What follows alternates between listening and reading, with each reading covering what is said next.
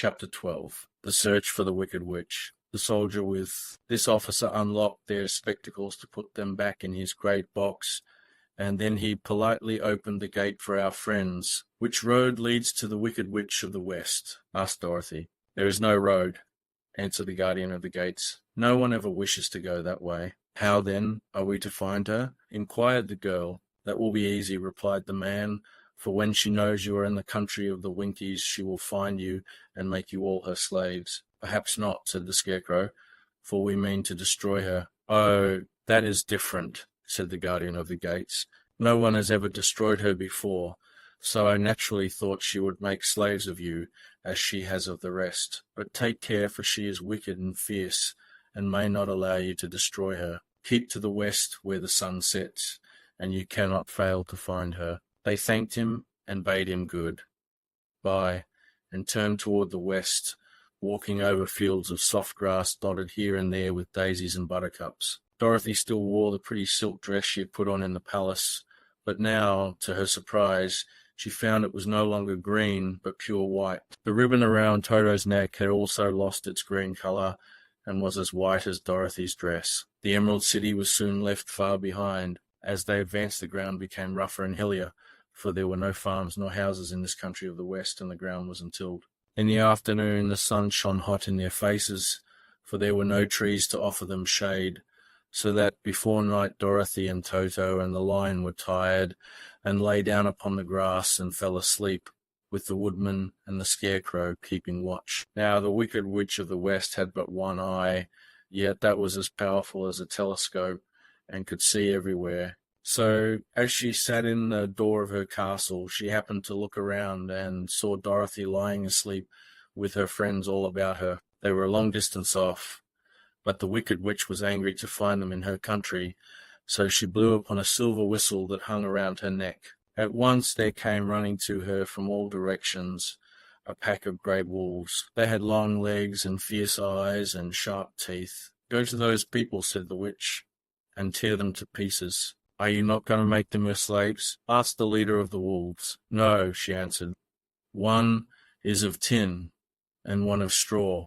One is a girl, and another a lion. None of them is fit to work, so you may tear them into small pieces." "Very well," said the wolf, and he dashed away at full speed, followed by the others. It was lucky the Scarecrow and the Woodman were wide awake, and heard the wolves coming. "This is my fight," said the Woodman, "so get behind me and I will meet them as they come." He seized his axe, which he had made very sharp, and as the leader of the wolves came on, the Tin Woodman swung his arm and chopped the wolf's head from its body, so that it immediately died. As soon as he could raise his axe, another wolf came up, and he also fell under the sharp edge of the Tin Woodman's weapon. There were 40 wolves, and 40 times a wolf was killed, so that at last they all lay dead in a heap before the Woodman. Then he put down his axe and sat beside the Scarecrow, who said, "It was a good fight, friend." They waited until Dorothy awoke the next morning. The little girl was quite frightened when she saw the great pile of shaggy wolves, but the Tin Woodman told her all. She thanked him for saving them and sat down to breakfast, after which they started again upon their journey. Now this same morning the Wicked Witch came to the door of her castle and looked out with her one eye that could see far off. She saw all her wolves lying dead, and the strangers still travelling through her country. This made her angrier than before, and she blew her silver whistle twice. Straightway a great flock of wild crows came flying toward her, enough to darken the sky, and the Wicked Witch said to the King Crow, "Fly at once to the strangers, peck out their eyes, and tear them to pieces." The wild crows flew in one great flock toward Dorothy and her companions. When the little girl saw them coming, she was afraid, but the Scarecrow said, "This is my battle, so lie down beside me, and you will not be harmed." So they all lay upon the ground except the Scarecrow, and he stood up and stretched out his arms. And when the crows saw him, they were frightened, as these birds always are by scarecrows, and did not dare to come any nearer. But the King Crow said, "It is only a stuffed man. I will peck his eyes out." The King Crow flew at the Scarecrow, who caught it by the head and twisted its neck until it died. And then another crow flew at him, and the Scarecrow twisted its neck also. There were 40 crows, and 40 times the Scarecrow twisted a neck, until at last all were lying dead beside him. Then he called to his companions to rise, and again they went upon their journey. When the wicked witch looked out again and saw all her crows lying in a heap, she got into a terrible rage, and blew 3 times upon her silver whistle. Forthwith there was heard a great buzzing in the air, and a swarm of black bees came flying toward her. "Go to the strangers and sting them to death," commanded the witch, and the bees turned and flew rapidly until they came to where Dorothy and her friends were walking. But the woodman had seen them coming, and the Scarecrow had decided what to do. "Take out my straw and scatter it over the little girl and the dog and the lion," he said to the woodman, "and the bees cannot sting them." This the woodman did, and as Dorothy lay close beside the lion and held Toto in her arms, the straw covered them entirely. The bees came and found no one but the woodman to sting. So they flew at him and broke off all their stings against the tin without hurting the woodman at all. And as bees cannot live when their stings are broken, that was the end of the black bees, and they lay scattered thick about the woodman, like little heaps of fine coal. Then Dorothy and the lion got up, and the girl helped the Tin Woodman put the straw back into the Scarecrow again until he was as good as ever. So they started upon their journey once more. The wicked witch was so angry when she saw her black bees in little heaps like fine coal that she stamped her foot and tore her hair and gnashed her teeth. And then she called a dozen of her slaves, who were the Winkies, and gave them sharp spears, telling them to go to the strangers and destroy them. The Winkies were not a brave people, but they had to do as they were told. So they marched away until they came near to Dorothy. Then the lion gave a great roar and sprang towards them, and the poor Winkies were so frightened that they ran back as fast as they could. When they returned to the castle, the wicked witch beat them well with a strap and sent them back to their work, after which she sat down to think what she should do next. She could not understand how all her plans to destroy these strangers had failed, but she was a powerful witch as well as a wicked one, and she soon made up her mind how to act. There was in her cupboard a golden cap with a circle of diamonds and rubies running round it. This golden cap had a charm. Whoever owned it could call 3 times upon the winged monkeys, who would obey any order they were given. But no person could command these strange creatures more than 3 times. Twice already the wicked witch had used the charm of the cap. Once was when she had made the Winkies her slaves and set herself to rule over their country. The winged monkeys had helped her do this. The second time was when she had fought against the great Oz himself and driven him out of the land of the West. The winged monkeys had also helped her in doing this. Only once more could she use this golden cap, for which reason she did not like to do so until all her other powers were exhausted. But now that her fierce wolves and her wild crows and her stinging bees were gone, and her slaves had been scared away by the cowardly lion, she saw there was only one way left to destroy Dorothy and her friends. So the wicked witch took the golden cap from her cupboard and placed it upon her head. Then she stood upon her left foot and said slowly, "Heep, peep, pee, cat, key." Next she stood upon her right foot and said, "Hill low, hole low, hill low." After this she stood upon both feet and cried in a loud voice, "Ziz, ziz, ziz, zik." Now the charm began to work. The sky was darkened, and a low, rumbling sound was heard in the air. There was a rushing of many wings, a great chattering and laughing, and the sun came out of the dark sky to show the wicked witch surrounded by a crowd of monkeys, each with a pair of immense and powerful wings on his shoulders. One, much bigger than the others, seemed to be their leader. He flew close to the witch and said, "You have called us for the 3rd and last time. What do you command?" "Go to the strangers who are within my land and destroy them all, except the lion," said the wicked witch. "Bring that beast to me, for I have a mind to harness him like a horse and make him work." "Your command shall be obeyed," said the leader. Then, with a great deal of chattering and noise, the winged monkeys flew away to the place where Dorothy and her friends were walking. Some of the monkeys seized the Tin Woodman and carried him through the air until they were over a country thickly covered with sharp rocks. Here they dropped the poor woodman, who fell a great distance to the rocks, where he lay so battered and dented that he could neither move nor groan. Others of the monkeys caught the Scarecrow, and with their long fingers pulled all of the straw out of his clothes and head. They made his hat and boots and clothes into a small bundle, and threw it into the top branches of a tall tree. The remaining monkeys threw pieces of stout rope around the lion and wound many coils about his body and head and legs until he was unable to bite or scratch or struggle in any way. Then they lifted him up and flew away with him to the witch's castle, where he was placed in a small yard with a high iron fence around it so that he could not escape. But Dorothy they did not harm at all. She stood with Toto in her arms, watching the sad fate of her comrades and thinking it would soon be her turn. The leader of the winged monkeys flew up to her, his long, hairy arms stretched out and his ugly face grinning terribly. But he saw the mark of the good witch's kiss upon her forehead and stopped short, motioning the others not to touch her.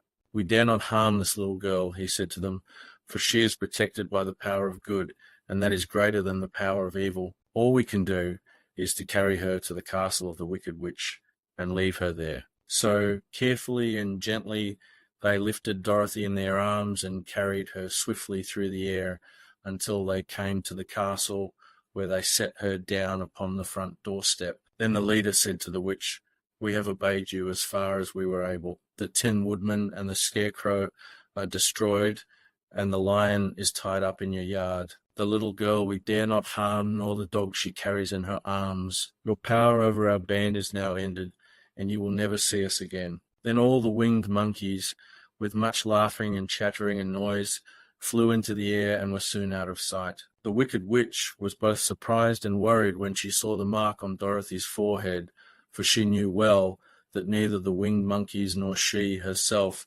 dare hurt the girl in any way. She looked down at Dorothy's feet, and seeing the silver shoes, began to tremble with fear, for she knew what a powerful charm belonged to them. At first the witch was tempted to run away from Dorothy, but she happened to look into the child's eyes, and saw how simple the soul behind them was, and that the little girl did not know of the wonderful power the silver shoes gave her. So the wicked witch laughed to herself and thought, "I can still make her my slave, for she does not know how to use her power." Then she said to Dorothy harshly and severely, "Come with me, and see that you mind everything I tell you, for if you do not, I will make an end of you, as I did of the Tin Woodman and the Scarecrow." Dorothy followed her through many of the beautiful rooms in her castle until they came to the kitchen, where the witch bade her clean the pots and kettles, and sweep the floor, and keep the fire fed with wood. Dorothy went to work meekly, with her mind made up to work as hard as she could,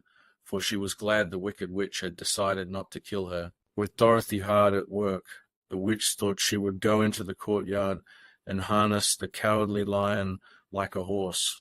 It would amuse her, she was sure, to make him draw her chariot whenever she wished to go to drive. But as she opened the gate, the lion gave a loud roar and bounded at her so fiercely that the witch was afraid and ran out and shut the gate again. "If I cannot harness you," said the witch to the lion, speaking through the bars of the gate, "I can starve you. You shall have nothing to eat until you do as I wish." So after that she took no food to the imprisoned lion, but every day she came to the gate at noon and asked, "Are you ready to be harnessed like a horse?" And the lion would answer, "Number. If you come in this yard, I will bite you." The reason the lion did not have to do as the witch wished was that every night, while the woman was asleep, Dorothy carried him food from the cupboard. After he had eaten, he would lie down on his bed of straw, and Dorothy would lie beside him and put her head on his soft, shaggy mane while they talked of their troubles and tried to plan some way to escape. But they could find no way to get out of the castle, for it was constantly guarded by the yellow winkies, who were the slaves of the wicked witch, and too afraid of her not to do as she told them. The girl had to work hard during the day, and often the witch threatened to beat her with the same old umbrella she always carried in her hand. But, in truth, she did not dare to strike Dorothy because of the mark upon her forehead. The child did not know this, and was full of fear for herself and Toto. Once the witch struck Toto a blow with her umbrella, and the brave little dog flew at her and bit her leg in return. The witch did not bleed where she was bitten, for she was so wicked that the blood in her had dried up many years before. Dorothy's life became very sad as she grew to understand that it would be harder than ever to get back to Kansas and Aunt Em again. Sometimes she would cry bitterly for hours, with Toto sitting at her feet and looking into her face, whining dismally to show how sorry he was for his little mistress. Toto did not really care whether he was in Kansas or the land of Oz, so long as Dorothy was with him, But he knew the little girl was unhappy, and that made him unhappy too. Now the wicked witch had a great longing to have for her own the silver shoes which the girl always wore. Her bees and her crows and her wools were lying in heaps and drying up, and she had used up all the power of the golden cap. But if she could only get hold of the silver shoes, they would give her more power than all the other things she had lost. She watched Dorothy carefully to see if she ever took off her shoes, thinking she might steal them. But the child was so proud of her pretty shoes that she never took them off except at night, and when she took her bath. The witch was too much afraid of the dark to dare go in Dorothy's room at night to take the shoes, and her dread of water was greater than her fear of the dark.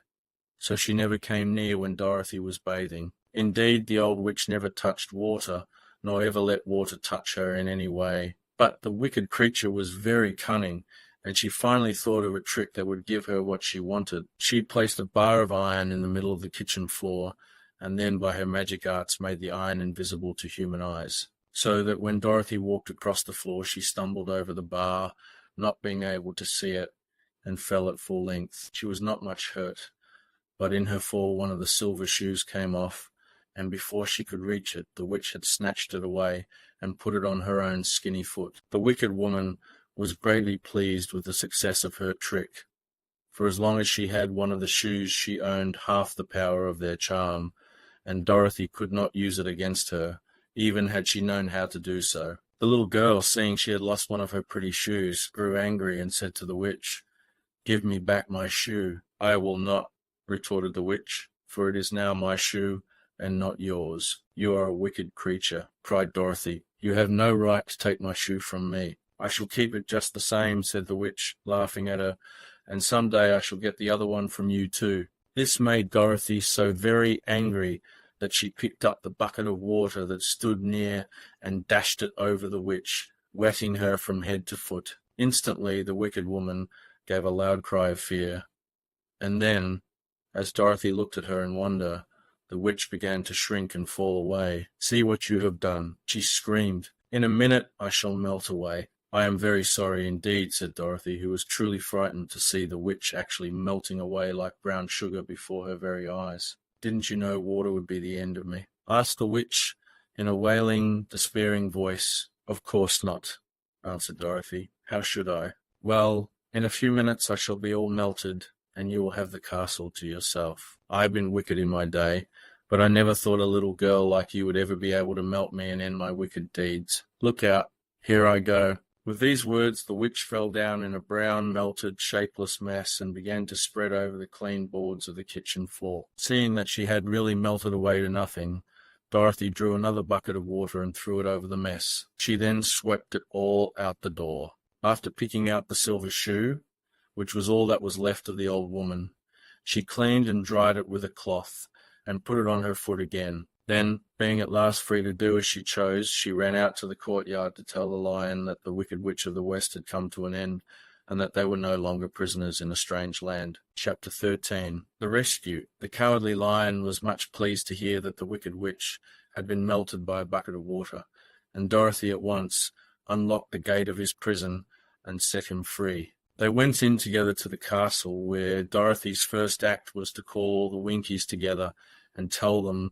that they were no longer slaves. There was great rejoicing among the yellow Winkies, for they had been made to work hard during many years for the wicked witch, who had always treated them with great cruelty. They kept this day as a holiday then and ever after, and spent the time in feasting and dancing. "If our friends the Scarecrow and the Tin Woodman were only with us," said the lion, "I should be quite happy." "Don't you suppose we could rescue them?" asked the girl anxiously. "We can try," answered the lion. So they called the yellow Winkies and asked them if they would help to rescue their friends, and the Winkies said that they would be delighted to do all in their power for Dorothy, who would set them free from bondage. So she chose a number of the Winkies who looked as if they knew the most, and they all started away. They travelled that day and part of the next until they came to the rocky plain where the Tin Woodman lay, all battered and bent. His axe was near him, but the blade was rusted and the handle broken off short. The Winkies lifted him tenderly in their arms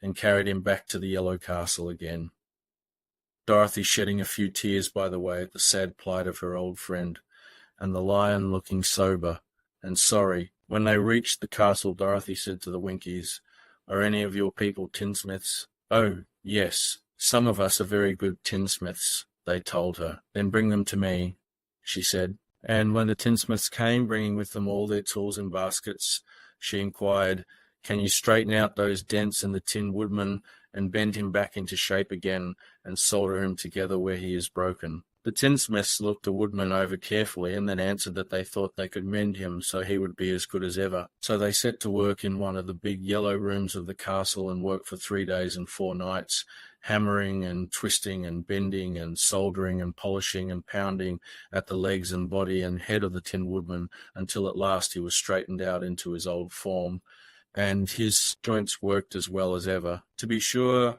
there were several patches on him, but the tinsmiths did a good job, and as the Woodman was not a vain man, he did not mind the patches at all. When, at last, he walked into Dorothy's room and thanked her for rescuing him, he was so pleased that he wept tears of joy, and Dorothy had to wipe every tear carefully from his face with her apron, so his joints would not be rusted. At the same time, her own tears fell thick and fast at the joy of meeting her old friend again, and these tears did not need to be wiped away. As for the Lion, he wiped his eyes so often with the tip of his tail that it became quite wet, and he was obliged to go out into the courtyard and hold it in the sun till it dried. "If we only had the Scarecrow with us again," said the Tin Woodman, when Dorothy had finished telling him everything that had happened, "I should be quite happy." "We must try to find him," said the girl. So she called the Winkies to help her, and they walked all that day and part of the next until they came to the tall tree in the branches of which the winged monkeys had tossed the Scarecrow's clothes.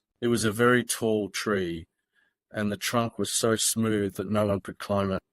But the Woodman said at once, "I'll chop it down, and then we can get the Scarecrow's clothes." Now, while the tinsmiths had been at work mending the Woodman himself, another of the Winkies, who was a goldsmith, had made an axe handle of solid gold and fitted it to the Woodman's axe instead of the old broken handle. Others polished the blade until all the rust was removed and it glistened like burnished silver. As soon as he had spoken, the Tin Woodman began to chop, and in a short time the tree fell over with a crash, whereupon the Scarecrow's clothes fell out of the branches and rolled off on the ground. Dorothy picked them up and had the Winkies carry them back to the castle, where they were stuffed with nice clean straw, and behold, here was the Scarecrow, as good as ever, thanking them over and over again for saving him. Now that they were reunited, Dorothy and her friends spent a few happy days at the Yellow Castle, where they found everything they needed to make them comfortable. But one day the girl thought of Aunt Em and said, "We must go back to Oz and claim his promise." "Yes," said the Woodman. "At last I shall get my heart, and I shall get my brains," added the Scarecrow joyfully. "And I shall get my courage," said the Lion thoughtfully. "And I shall get back to Kansas," cried Dorothy, clapping her hands. "Oh, let us start for the Emerald City tomorrow." This they decided to do. The next day they called the Winkies together and bade them good bye. The Winkies were sorry to have them go, and they had grown so fond of the Tin Woodman that they begged him to stay and rule over them and the yellow land of the West. Finding they were determined to go, the Winkies gave Toto and the Lion each a golden collar, and to Dorothy they presented a beautiful bracelet studded with diamonds, and to the Scarecrow they gave a gold-headed walking stick to keep him from stumbling, and to the Tin Woodman they offered a silver oil can inlaid with gold and set with precious jewels. Every one of the travellers made the Winkies a pretty speech in return, and all shook hands with them until their arms ached. Dorothy went to the witch's cupboard to fill her basket with food for the journey, and there she saw the golden cap. She tried it on her own head and found that it fitted her exactly. She did not know anything about the charm of the golden cap, but she saw that it was pretty, so she made up her mind to wear it and carry her sunbonnet in the basket. Then, being prepared for the journey, they all started for the Emerald City, and the Winkies gave them 3 cheers and many good wishes to carry with them. Chapter 14. The Winged Monkeys. You will remember when the 4 travellers went in search of the witch, she had seen them coming, and so sent the winged monkeys to bring them to her. It was much harder to find their way back through the big fields of buttercups and yellow daisies than it was being carried. They knew, of course, they must go straight east, toward the rising sun, and they started off in the right way. But at noon, when the sun was over their heads, they did not know which was east and which was west, and that was the reason they were lost in the great fields. They kept on walking, however, and at night the moon came out and shone brightly. So they lay down among the sweet-smelling yellow flowers and slept soundly until morning, all but the Scarecrow and the Tin Woodman. The next morning the sun was behind a cloud, but they started on as if they were quite sure which way they were going. "If we walk far enough," said Dorothy, "I am sure we shall sometime come to some place." But day by day passed away, and they still saw nothing before them but the scarlet fields. The Scarecrow began to grumble a bit. "We have surely lost our way," he said, "and unless we find it again in time to reach the Emerald City, I shall never get my brains." "Nor I my heart," declared the Tin Woodman. "It seems to me I can scarcely wait till I get to Oz, and you must admit this is a very long journey." "You see," said the Cowardly Lion with a whimper, "I haven't the courage to keep tramping forever without getting anywhere at all." Then Dorothy lost heart. She sat down on the grass and looked at her companions, and they sat down and looked at her, and Toto found that for the first time in his life he was too tired to chase a butterfly that flew past his head. So he put out his tongue and panted and looked at Dorothy as if to ask what they should do next. "Suppose we call the field mice," she suggested. "They could probably tell us the way to the Emerald City." "To be sure they could," cried the Scarecrow. "Why didn't we think of that before?" Dorothy blew the little whistle she had always carried about her neck since the Queen of the Mice had given it to her. In a few minutes they heard the pattering of tiny feet, and many of the small grey mice came running up to her. Among them was the Queen herself, who asked, in her squeaky little voice, "What can I do for my friends?" "We have lost our way," said Dorothy. "Can you tell us where the Emerald City is?" "Certainly," answered the Queen, "but it is a great way off, for you have had it at your backs all this time." Then she noticed Dorothy's golden cap and said, "Why don't you use the charm of the cap and call the winged monkeys to you? They will carry you to the city of Oz in less than an hour." "I didn't know there was a charm," answered Dorothy in surprise. "What is it?" "It is written inside the golden cap," replied the Queen of the Mice. "But if you are going to call the winged monkeys, we must run away, for they are full of mischief and think it great fun to plague us." "Won't they hurt me?" asked the girl anxiously. "Oh no, they must obey the wearer of the cap. Goodbye." And she scampered out of sight with all the mice hurrying after her. Dorothy looked inside the golden cap and saw some words written upon the lining. These, she thought, must be the charm, so she read the directions carefully and put the cap upon her head. "E-P-Pick-P-Cack-T," she said, standing on her left foot. "What did you say?" asked the Scarecrow, who did not know what she was doing. "Hill, low, ho, low, hill, low," Dorothy went on, standing this time on her right foot. "Hello," replied the Tin Woodman calmly. "Z-Z-Zoos, Z-Zik," said Dorothy, who was now standing on both feet. This ended the saying of the charm, and they heard a great chattering and flapping of wings as the band of winged monkeys flew up to them. The king bowed low before Dorothy and asked, "What is your command?" "We wish to go to the Emerald City," said the child, "and we have lost our way." "We will carry you," replied the king, and no sooner had he spoken than two of the monkeys caught Dorothy in their arms and flew away with her. Others took the Scarecrow and the Woodman and the Lion, and one little monkey seized Toto and flew after them, although the dog tried hard to bite him. The Scarecrow and the Tin Woodman were rather frightened at first, for they remembered how badly the winged monkeys had treated them before. But they saw that no harm was intended, so they rode through the air quite cheerfully, and had a fine time looking at the pretty gardens and woods far below them. Dorothy found herself riding easily between two of the biggest monkeys, one of them the king himself. They had made a chair of their hands and were careful not to hurt her. "Why do you have to obey the charm of the golden cap?" she asked. "That is a long story," answered the king, with a winged laugh.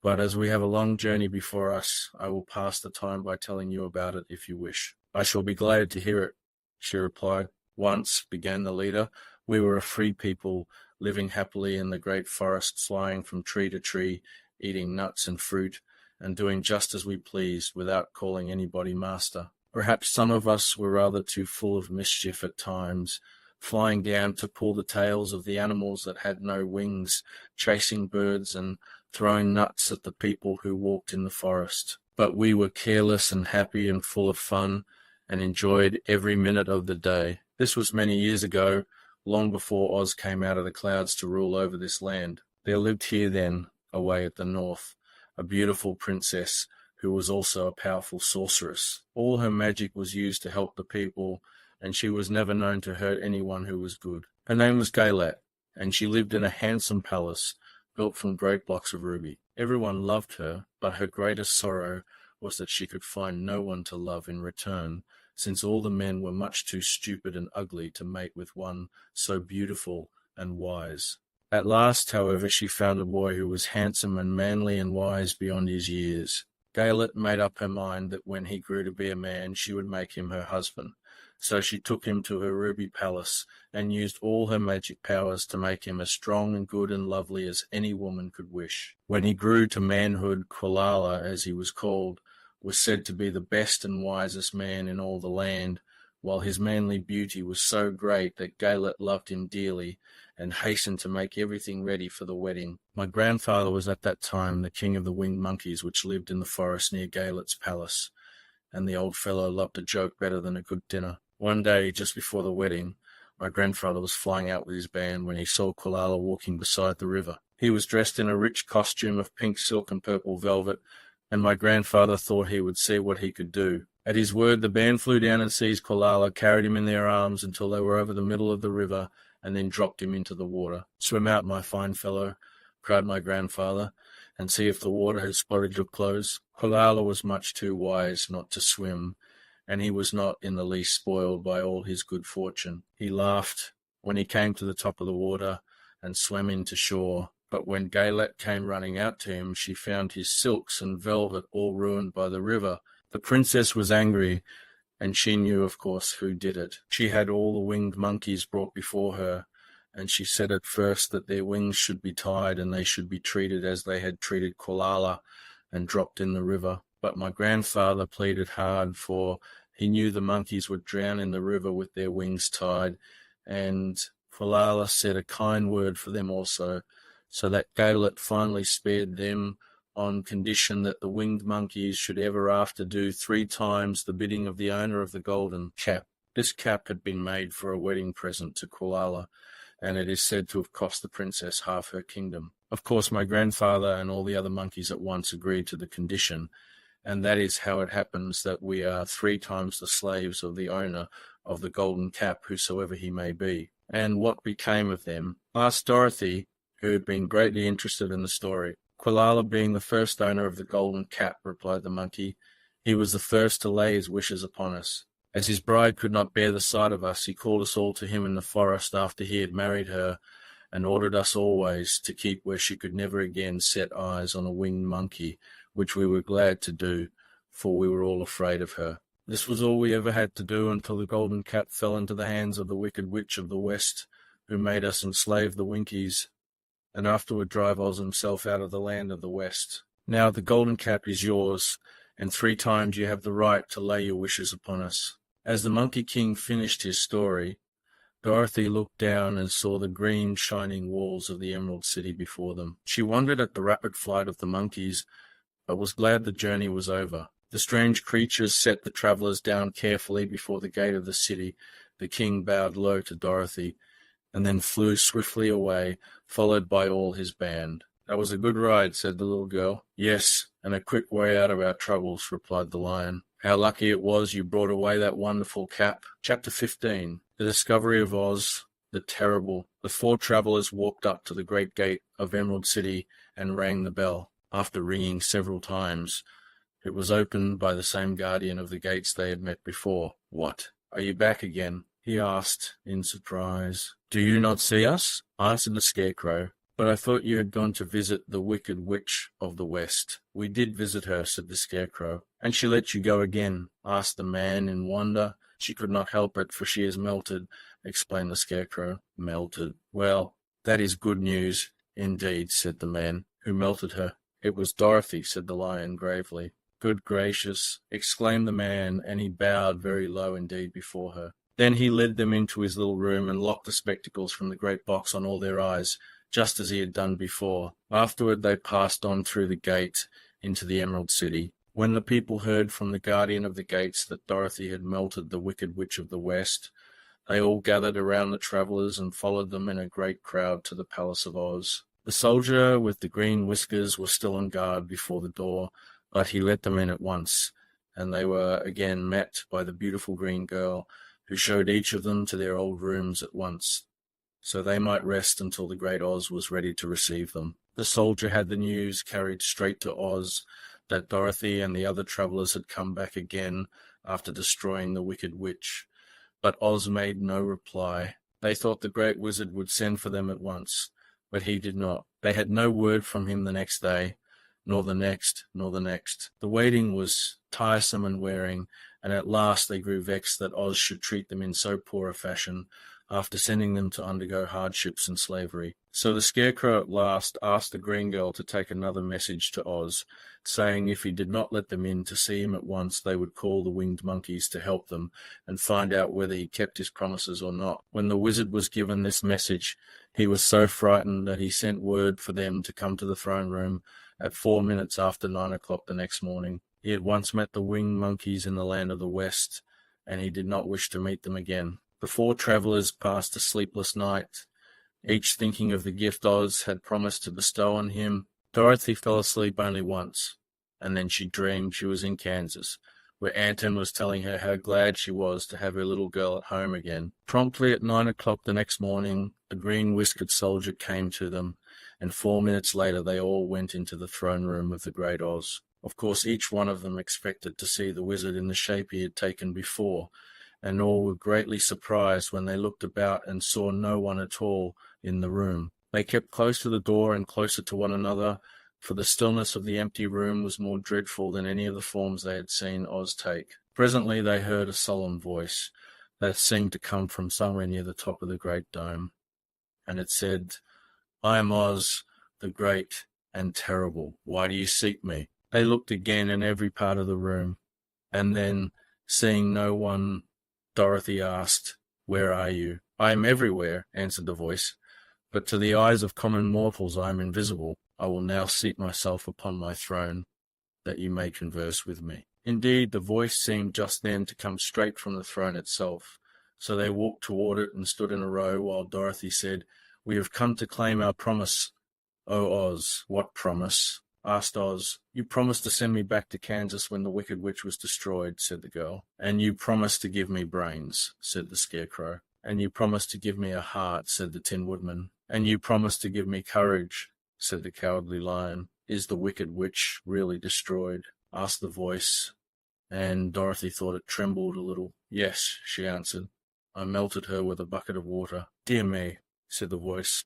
"How sudden. Well, come to me tomorrow, for I must have time to think it over." "You've had plenty of time already," said the Tin Woodman angrily. "We shan't wait a day longer," said the Scarecrow. "You must keep your promises to us," exclaimed Dorothy. The lion thought it might be as well to frighten the wizard, so he gave a large, loud roar, which was so fierce and dreadful that Toto jumped away from him in alarm and tipped over the screen that stood in a corner. As it fell with a crash, they looked that way, and the next moment all of them were filled with wonder, for they saw, standing in just the spot the screen had hidden, a little old man with a bald head and a wrinkled face, who seemed to be as much surprised as they were. The Tin Woodman, raising his axe, rushed toward the little man and cried out, "Who are you?" "I am Oz, the great and terrible," said the little man in a trembling voice. "But don't strike me, please don't, and I'll do anything you want me to." Our friends looked at him in surprise and dismay. "I thought Oz was a great head," said Dorothy. "And I thought Oz was a lovely lady," said the Scarecrow. "And I thought Oz was a terrible beast," said the Tin Woodman. "And I thought Oz was a ball of fire," exclaimed the lion. "No, you are all wrong," said the little man meekly. "I have been making believe." "Making believe?" cried Dorothy. "Are you not a great wizard?" "Hush, my dear," he said. "Don't speak so loud, or you will be overheard, and I should be ruined. I am supposed to be a great wizard, and aren't you?" She asked. "Not a bit of it, my dear. I am just a common man." "You are more than that," said the Scarecrow, in a grieved tone.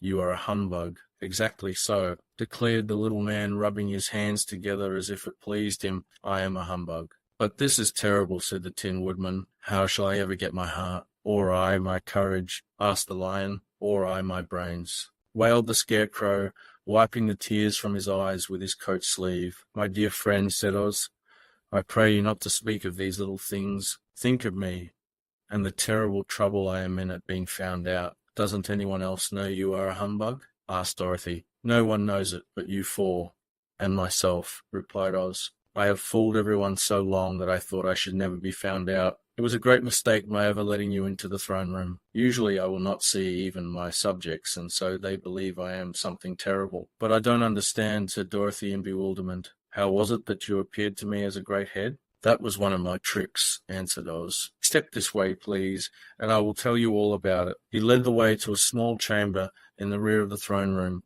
and they all followed him. He pointed to one corner, in which lay the great head, made out of many thicknesses of paper, and with a carefully painted face. "This I hung from the ceiling by a wire," said Oz. "I stood behind the screen and pulled a thread to make the eyes move and the mouth open." "But how about the voice?" she inquired. "Oh, I am a ventriloquist," said the little man. "I can throw the sound of my voice wherever I wish, so that you thought it was coming out of the head. Here are the other things I used to deceive you." He showed the Scarecrow the dress and the mask he had worn when he seemed to be the lovely lady, and the Tin Woodman saw that his terrible beast was nothing but a lot of skins sewn together with slats to keep their sides out. As for the ball of fire, the false wizard had hung that also from the ceiling. It was really a ball of cotton, but when oil was poured upon it, the ball burned fiercely. "Really," said the Scarecrow, "you ought to be ashamed of yourself for being such a humbug." I certainly am," answered the little man sorrowfully, "but it was the only thing I could do. Sit down, please.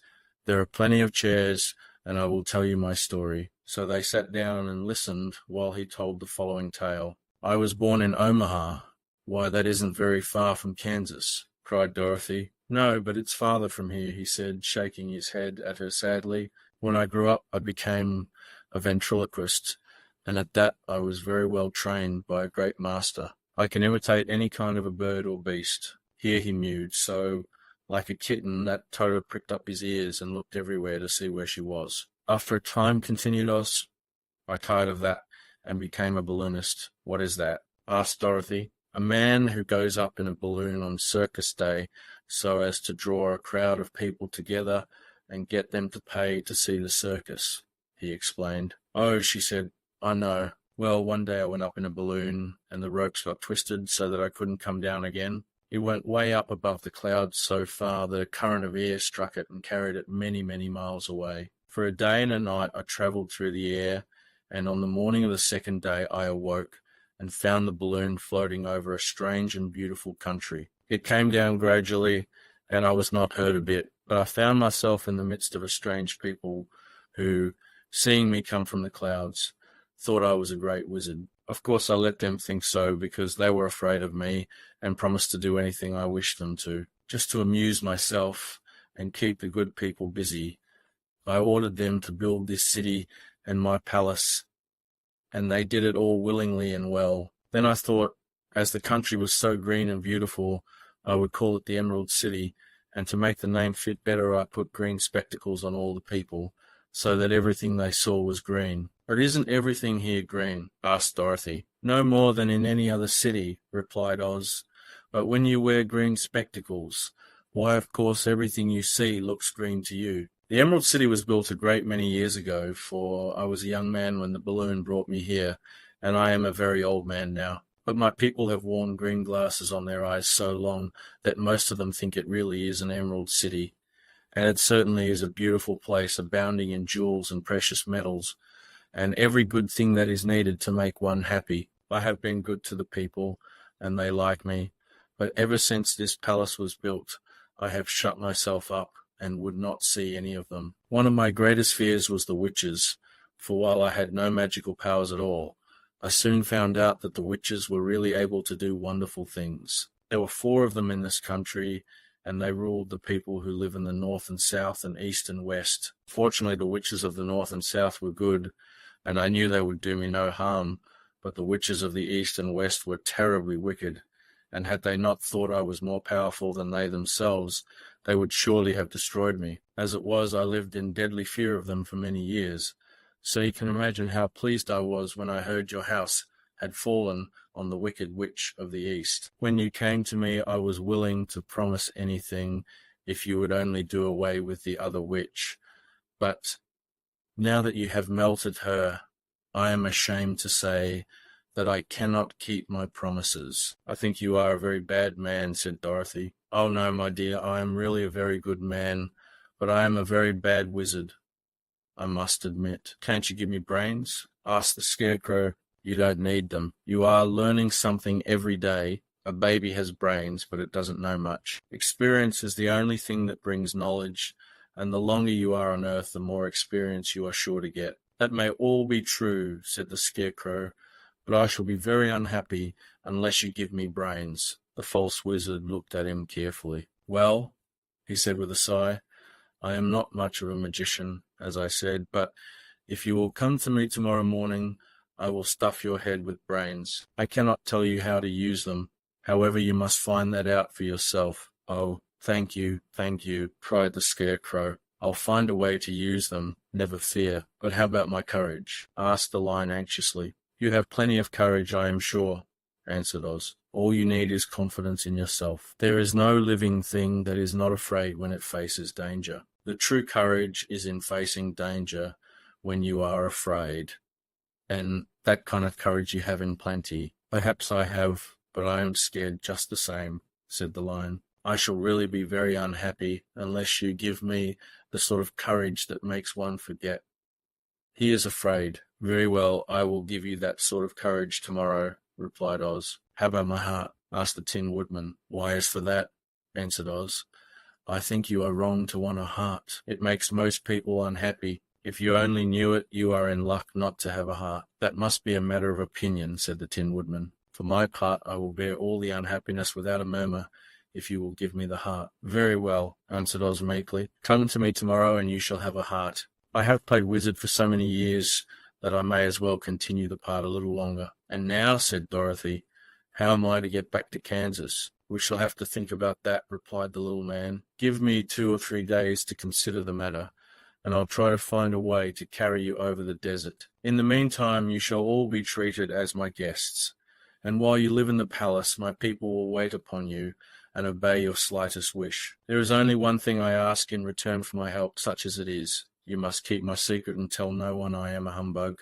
They agreed to say nothing of what they had learned, and went back to their rooms in high spirits. Even Dorothy had hoped that the great and terrible humbug, as she called him, would find a way to send her back to Kansas, and if he did, she was willing to forgive him everything. Chapter 16. The Magic Art of the Great Humbug. Next morning, the Scarecrow said to his friends, Congratulate me. I am going to Oz to get my brains at last. When I return, I shall be as other men are. I have always liked you as you were, said Dorothy simply. It is kind of you to like a scarecrow, he replied. But surely you will think more of me when you hear the splendid thoughts my new brain is going to turn out. Then he said goodbye to them all in a cheerful voice and went to the throne room, where he rapped upon the door. Come in, said Oz. The Scarecrow went in and found the little man sitting down by the window, engaged in deep thought. I have come for my brains, remarked the Scarecrow, a little uneasily. Oh, yes, sit down in that chair, please, replied Oz. You must excuse me for taking your head off, but I shall have to do it in order to put your brains in their proper place. That's all right, said the Scarecrow. You are quite welcome to take my head off, as long as it will be a better one when you put it on again. So the wizard unfastened his head and emptied out the straw. Then he entered the back room and took up a measure of bran, which he mixed with a great many pins and needles. Having shaken them together thoroughly, he filled the top of the Scarecrow's head with the mixture and stuffed the rest of the space with straw to hold it in place. When he had fastened the Scarecrow's head on his body again, he said to him, Hereafter you will be a great man, for I have given you a lot of brand new brains. The Scarecrow was both pleased and proud at the fulfillment of his greatest wish, and having thanked Oz warmly, he went back to his friends. Dorothy looked at him curiously. His head was quite bulged out at the top with brains. How do you feel? She asked. I feel wise indeed, he answered earnestly. When I get used to my brains, I shall know everything. Why are those needles and pins sticking out of your head? Asked the Tin Woodman. That is proof that he is sharp, remarked the Lion. Well, I must go to Oz and get my heart, said the Woodman. So he walked to the throne room and knocked at the door. Come in, called Oz. and the woodman entered and said, "I have come for my heart." "Very well," answered the little man, "but I shall have to cut a hole in your breast so I can put your heart in the right place. I hope it won't hurt you." "Oh, no," answered the woodman, "I shall not feel it at all." So Oz brought a pair of tinsmith's shears and cut a small square hole in the left side of the Tin Woodman's breast. Then, going to a chest of drawers, he took out a pretty heart made entirely of silk and stuffed with sawdust. "Isn't it a beauty?" he asked. "It is indeed," replied the woodman, who was greatly pleased. "But is it a kind heart?" "Oh, very," answered Oz. He put the heart in the woodman's breast, and then replaced the square of tin, soldering it neatly together where it had been cut. "There," said he, "now you have a heart that any man might be proud of. I am sorry I had to put a patch on your breast, but it really couldn't be helped." "Never mind the patch," exclaimed the happy woodman. "I am very grateful to you, and shall never forget your kindness." "Don't speak of it," replied Oz. Then the Tin Woodman went back to his friends, who wished him every joy on account of his good fortune. The Lion now walked to the throne room and knocked at the door. "Come in," said Oz. "I have come for my courage," announced the Lion, entering the room. "Very well," answered the little man. "I will get it for you." He went to a cupboard, and reaching up to a high shelf, took down a square green bottle, the contents of which he poured into a green gold dish, beautifully carved. Placing this before the Cowardly Lion, who sniffed at it as if he did not like it, the wizard said, "Drink." "What is it?" asked the Lion. "Well," answered Oz, "if it were inside of you, it would be courage. You know, of course, that courage is always inside one, so that this really cannot be called courage until you have swallowed it. Therefore, I advise you to drink it as soon as possible." The Lion hesitated no longer, but drank till the dish was empty. "How do you feel now?" asked Oz. "Full of courage," replied the Lion, who went joyfully back to his friends to tell them of his good fortune. Oz, left to himself, smiled to think of his success in giving the Scarecrow and the Tin Woodman and the Lion exactly what they thought they wanted. "How can I help being a humbug," he said, "when all these people make me do things that everybody knows can't be done?" It was easy to make the Scarecrow and the Lion and the Woodman happy because they imagined I could do anything. But it will take more than imagination to carry Dorothy back to Kansas, and I am sure I don't know how it can be done.